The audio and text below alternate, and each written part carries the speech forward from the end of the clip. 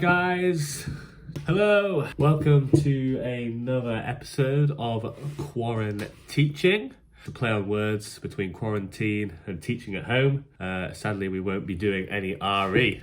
Such a massive shame that we're stuck inside on such a beautiful day. I'm really glad that people are following the rules, keeping safe and staying indoors, which is going to be key for helping our NHS workers do the job that they need to do. I know it's a really crazy time out there. Day 3, we're probably already a little bored, but can I just say it means so much that you're doing your bit and staying at home. My family all work in the hospitals and they really appreciate all the work that you're doing. So big thumbs up to you guys there, well done. One of my biggest problems at the moment staying indoors is this. 2 weeks, 3 weeks, 12 weeks, who knows, without a haircut. And this is gonna get quite unmanageable. So I'd like to hear your thoughts and feelings. Do I try and cut it myself, or do you think I should leave it and see where it ends up?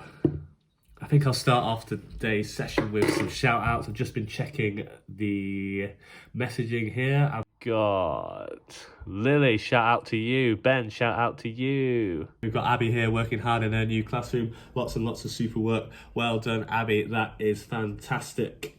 Matthew, he sent in a wonderful piece of writing, a report piece about Romeo and Juliet. He sent that to me via DB Primary and I could copy it and then I can do some edits just like you guys get at school. So please keep sending those in, that would be amazing. Having a look through, we've got Lily, Ben, big shouts out to you, Matthew, Roshan, Schwaber, Sophia. Hope you all enjoyed the maths challenge that I set you earlier. 36, tell me everything you know about it. I want a whole page full and I'm still waiting to hear and see some of those. So get those sent in as quick as you can and I will see who can tell me the most about 36, who's got a really good mathematical thinking brain. Just for, I would grab this. I borrowed it from Nora. This is a rainbow cushion, obviously. I've seen on the internet that there's a big craze amongst you guys with drawing pictures of rainbows, putting them on your windows at home so that people walking by on their one daily exercise can see them and hopefully be uplifted, hopefully feel overjoyed and happy and get that sense of community that we're all in this together. I'm going to put baby Nora's rainbow here. I'm going to try and balance it over here. There we are. Close the blind.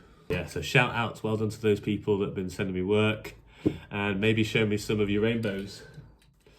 So today I've got my pen because I thought that we could do some letter writing.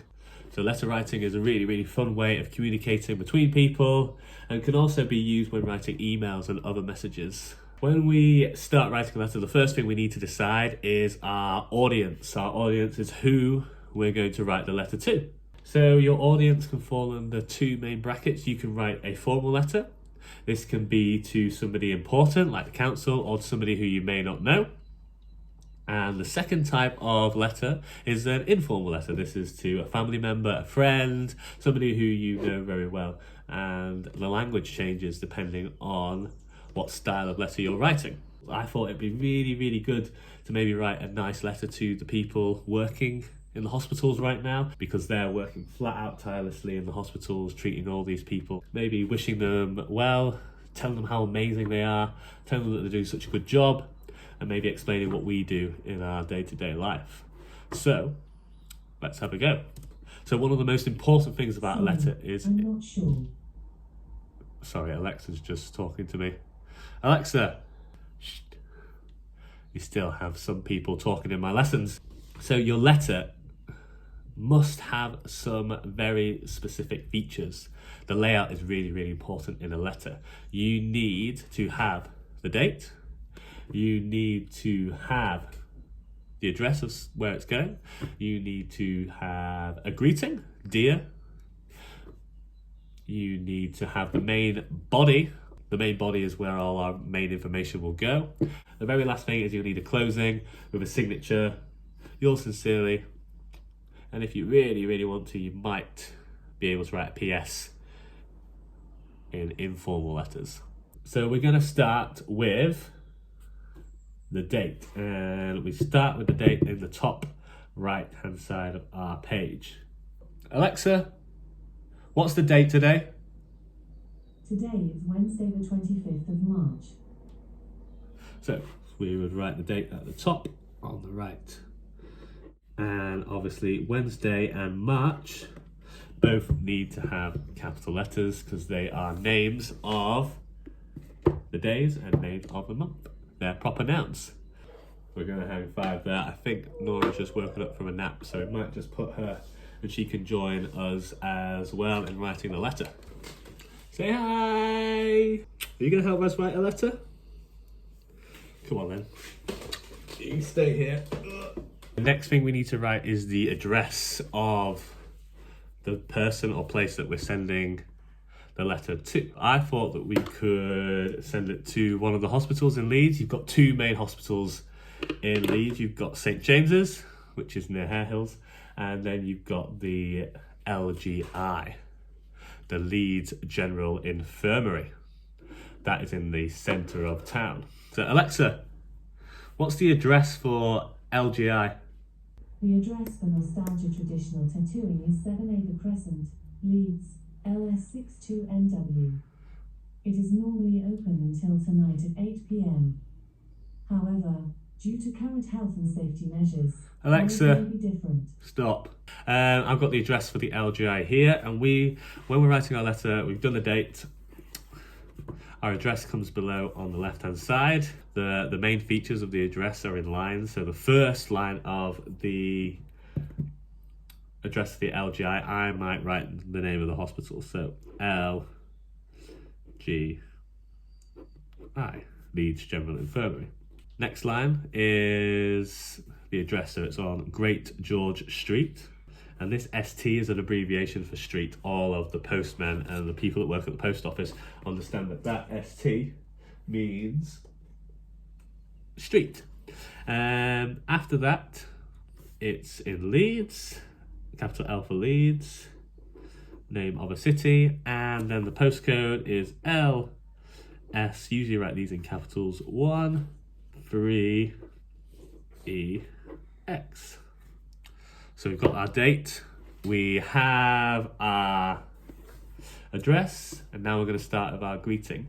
Now, this letter's a bit of a trick one because it's going to be a bit formal in the sense that we don't really know who we're speaking to, but we're going to keep it light-hearted. We're not writing a formal letter specifically, so it's going to be somewhere in between the two. We're still going to start with Dear, and I'm going to start mine with Dear Staff at the LGI.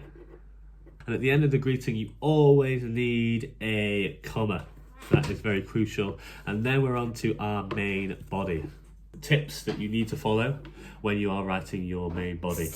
It needs to be in chronological order, time order, or it needs to be sequenced. How you might sequence your letter, your main body, the things that you might write about. I might start with talking about myself. Tell the people at the hospital who you are. Tell them what you do, where you come from, tell them why you're writing this letter. Dear staff at the LGI, my name is Mr. D and I'm a Year 3 teacher at Manorwood Primary School, full stop. I'm writing this letter to you to let you know that I think that you guys are doing such an amazing job. I want to thank you guys for making everybody well and keeping everybody safe in these turbulent times. Turbulent is an interesting word. Turbulent means, it's a bit of a posh word for crazy times. So after I've done my opening statement in my main body, I might want to follow it up with some information about what life is like, being in a temporary partial lockdown. Currently, life is very different. All the schools have shut and we're having to work from home, which is really, really strange. And one crazy teacher is even sending us videos and getting us to do work that way. Might want to give them some uplifting news. That was the whole reason why we wanted to write this letter. You might want to say that everybody at the hospital is doing such an amazing job and keep it up. You might want to say how proud you are to be part of this country and how proud you are to have such a great health system like the NHS. Thank everybody for all the hard work they're doing, for all the late nights, and you might want to wish them all the best for the next coming weeks. Everybody in my house and everybody that I know is so grateful of all the work that all the doctors and all the nurses and all the staff are doing in the hospitals. and we can't thank you enough. You might want to give them a good bit of news. All the children are drawing rainbows to stick on their windows to make people really, really happy. You might want to attach a rainbow to the letter. Inside this letter, I've drawn a picture of a rainbow, and you could display that round the ward to brighten up or to make people feel happy. So we've got our date, we've got our address, we've got our greeting, we've done our main body. Who am I? We talked about who we are, with a couple of sentences about why we're writing this letter. We then need to have a sign off. We'll sign it with yours sincerely because it's a formal letter. We don't actually know the person who we are talking to, and yours sincerely is used when you don't know the person you are talking to. Isn't that right, Noz? Yours sincerely, and then your name. Mr. D. After this, I might draw my picture of a rainbow and attach that to the letter. And then I might have to ask my grown-up for an envelope. So let me know how those letters go. If you need any help on those, yes, send them in. I can edit them. I can give you tips on words, spelling, you name it. I hope that's a really, really useful thing for you guys to get on with. I think that's all for now.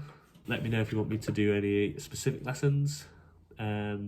Keep sending in your classrooms, keep sending in your maths homework, and I'll see you next time.